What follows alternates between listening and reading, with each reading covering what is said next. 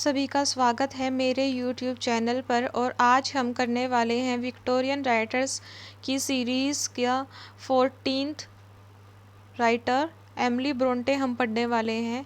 Emily Bronte ये Bronte sisters में से सेकंड सिस्टर हैं और हमने एमिली ब्रोंटे की बड़ी सिस्टर हैं जो चार्लेट ब्रोंटे, उन पर वीडियो पहले ही अपलोड कर दी गई है। तो इस वीडियो को देखने से पहले उस वीडियो को ज़रूर देखें, तभी आप अच्छे से कनेक्ट कर पाएंगे इस वीडियो के साथ।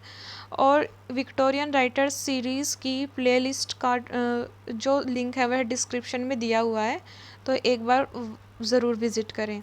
तो शुरू करते हैं एमिली ब्रोंटे के बारे में पढ़ना। एमिली ब्रोंटे, इनका लाइफ स्पैन छोटा था। 1818 से लेकर 1848 तक इंग्लिश नॉवलिस्ट हैं और ये एक पोइट भी थी और one of 3 Bronte sisters, writer of Wuthering Heights. इनके बारे में मेन चीज़ ये है, सबसे पहले तो ये जो ब्रोंटे सिस्टर्स हैं उनमें से सेकंड नंबर पर हैं। फर्स्ट पर है शार्लेट, सेकंड पर है एमिली और थर्ड पर है एन। तो ये सेकंड नंबर पर हैं और ये राइटर हैं वुदरिंग हाइट्स की। और वुदरिंग हाइट्स क्लासिक्स में आता है, यह एक क्लासिक है इंग्लिश लिटरेचर का। और she also published a book of poetry with her sister Charlotte and Anne titled Poems by Currer, Ellis and Acton Bell with her own poems finding regards as poetic genius, pen name Ellis bell.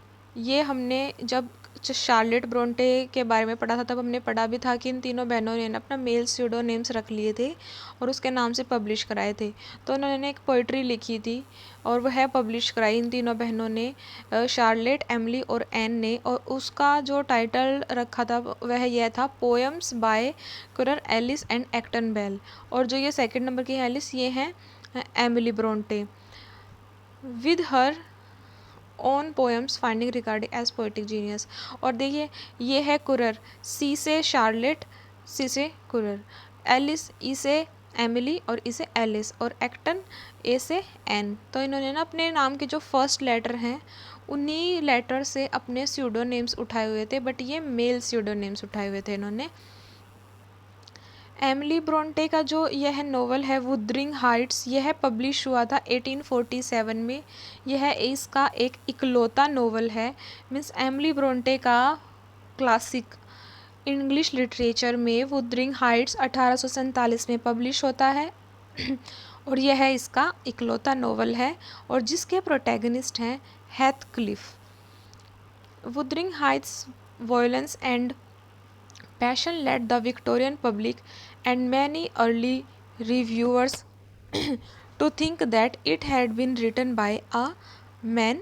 Novel received mixed reviews when it first came out। मतलब यहाँ देखिए अभी भी यह जो novel है वह अभी भी रिव्यूअर्स के मतलब मिक्स्ड रिएक्शंस आ रहे थे, मिक्स्ड रिव्यूज़ आ रहे थे इसके बारे में जब यह पहली बार आया। और अभी भी लोगों को रिव्यूअर्स को ऐसा ही लग रहा था कि यह एक नोवेल है जो कि एक मैन ने लिखा है, एक मेल ने लिखा है, क्योंकि इसमें वायलेंस और पैशन दिखाया गया है विक्टोरियन पब्लिक का। वायलेंस और पैशन दिखाया गया है, जिस वजह से विक्टोरियन पब्लिक और रिव्यूअर्स को ऐसा लगा था कि यह मेल राइटर के द्वारा लिखा गया एक नोवेल है। The book subsequently became an English literary classic. Emily Bronte never knew the extent of fame she achieved with her only novel, and she died a year after its publication, aged 30। तो हमने Wuthering height के बारे में ये जाना कि जो Emily Bronte का नोवेल है, इकलौता नोवेल वुदरिंग हाइट्स, वो 1847 में पब्लिश हुआ, जिसके प्रोटैगनिस्ट हेथक्लिफ थे। और इसमें 2 नरेटर थे, एक लॉकवुड और एक नेली। और जो इसके रिव्यूअर्स थे और जो विक्टोरियन पब्लिक थी उन्होंने यही सोचा इसके पैशन और वायलेंस को देख के कि यह किसी मेल के द्वारा लिखा गया नोवेल है। मिक्स्ड रिव्यूज़ मिले जब यह पहली बार आया और इसके साथ ही इस नोवेल ने फेम भी प्राप्त किया और यह इंग्लिश लिटरेरी क्लासिक भी बन गया। अब आगे है इसके बारे में थोड़ा और जानते हैं नोवेल की बारे में। Heathcliff is the main character in the novel and the whole plot revolves around him. From the time when he arrives at Wuthering Heights, as a dark and dirty foundling, and until he ends his days as a powerful landlord of both Wuthering Heights and Thrushcross Grange. His almost inhuman devotion to Catherine and Shaw is the moving force in his life. The story of the novel is narrated by Lockwood and Gentleman from London. A gentleman from London. तो इस Wuthering height में जो main protagonist है, main character है, वह है हेथक्लिफ। और इस नॉवल में हम देखते हैं कि जो इसका प्लॉट है, इसकी स्टोरी है, वह हेथक्लिफ के अराउंड ही घूमती है। वह जब जाता है वुदरिंग हाइट में अपने डार्क और डर्टी फाउंडलिंग के साथ, और वहाँ पर वह कैसे पावरफुल लैंडलॉर्ड बनता है वुदरिंग हाइट्स और थ्रश क्रेंज में, और उसकी जो इनह्यूमन जो डेवोशन है, त्याग है कैथरीन के लिए। And show is the moving force in his life, the story of the narrator. और जो यह नोवेल है, यह हेथक्लिफ के बारे में बता रहा है, उसकी डर्टी और डार्क फाउंडलिंग के बारे में बता रहा है, कैसे वह पावरफुल लैंडलॉर्ड बनता है। और इसका जो नरेटर है वो लैकवुड और नेली हैं। अब एमिली के बारे में थोड़ा सा आगे और जानते हैं कि उनकी डेथ कैसे हुई और वह इतनी जल्दी क्यों उनकी डेथ हुई। Emily caught a severe cold at the funeral of her brother Branwell and died of a tuberculosis a year after her novel was published. Emily quote के जो एमिली ब्रोंटे जो होती हैं, उनके भाई होते हैं ब्रैनवेल। ये 4 भाई बहन होते हैं, 4 सिबलिंग्स होते हैं।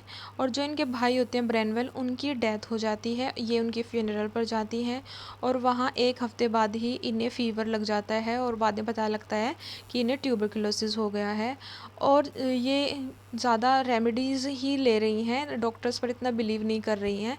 और 1 साल बाद ही इनकी जो 1 साल बाद यहाँ ये बताया गया, इनका जो नोवेल पब्लिश हुआ था उसके 1 साल बाद ही इनकी डेथ हो जाती है। 1847 में इनका नोवेल पब्लिश हुआ था और 1848 में इनकी डेथ हो जाती है।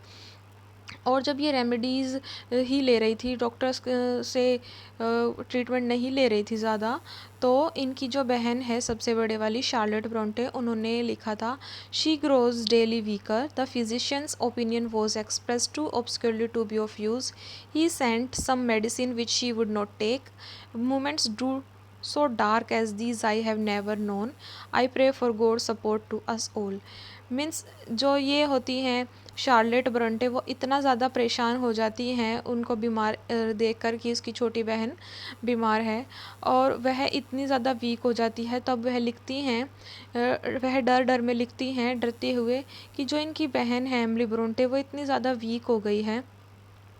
बट उन्होंने कुछ दवाइयाँ भेजी हैं इनके फिजिशियन ने, बट वो नहीं लेगी। और इस समय उन्हें भगवान के सपोर्ट की बहुत ज़रूरत है कि भगवान उनको सपोर्ट करे। ऐसा लिखती है शार्लेट ब्रोंटे एमिली ब्रोंटे के बारे में। और इनकी फिर 1848 में डेथ हो ही जाती है ट्यूबरकुलोसिस से। तो आज हमने एमिली ब्रोंटे के बारे में यही पढ़ा कि ये एक इंग्लिश नॉवलिस्ट हैं, जो कि ब्रोंटे सिस्टर्स में से सेकंड सिस्टर हैं, राइटर हैं, क्लासिक इंग्लिश लिटरेचर के क्लासिक वुदरिंग हाइट्स की, जो कि, और इन्होंने एक अपना पोइट्री कलेक्शन भी पब्लिश कराया था अपनी दोनों बहनों के साथ, मेल स्यूडोनिम्स के साथ। और इनका जो नोवेल है उसके प्रोटैगनिस्ट हैं हेथक्लिफ, एमिली ब्रोंटे के नोवेल वुदरिंग हाइट, जो कि 1847 पब्लिश हुआ। हेथक्लिफ प्रोटैगनिस्ट हैं और 2 इसके नरेटर हैं। और यह पहले तो इतना फेम प्राप्त नहीं, मतलब जब यह नोवेल आता है तो पहले इसको मिक्स्ड रिव्यूज़ मिलते हैं, बट फिर भी यह इंग्लिश लिटरेरी क्लासिक बन जाता है। और लोगों को इसके पैशन और जो इसमें वायलेंस होता है, हिंसा होती है, उससे देखकर यही लगता है कि यह किसी मेल के द्वारा लिखा गया है। और जो इसका जो मेन कैरेक्टर है हेथक्लिफ, उसके अराउंड सारी स्टोरी घूमती है कि वह कैसे इन ह्यूमन डेवोशन रखता है कैथरीन की तरफ, और कैसे उसका डार्क और डर्टी फाउंडलिंग है, और वह कैसे पावरफुल लैंडलॉर्ड बनता है वुदरिंग में और थ्रशक्रोश क्रेंज में। और ये हमने पढ़ा आज कि जो एमिली है उनको फ़ीवर हो जाता है, और यह फ़ीवर उन्हें होता है उनके भाई ब्रैनवेल की फ्यूनरल के बाद पर। और फिर उसके बाद उनको पता लगता है कि उनको ट्यूबरकुलोसिस है, वो ज़्यादा ट्रीटमेंट भी नहीं लेती हैं, जिससे फियर होकर ये इनकी बहन शार्लेट ब्रोंटे हैं, वे ये लाइंस भी लिखती हैं। She grew daily weaker, the physicians opinion was express to obscurely to be of use. He sent some medicine which she would not take. Women so dark as these I have never known. I pray for God support to us all, ये लिखती हैं। और उनके novel को publish हुए तब 1 साल ही होता है, उनकी डेथ हो जाती है।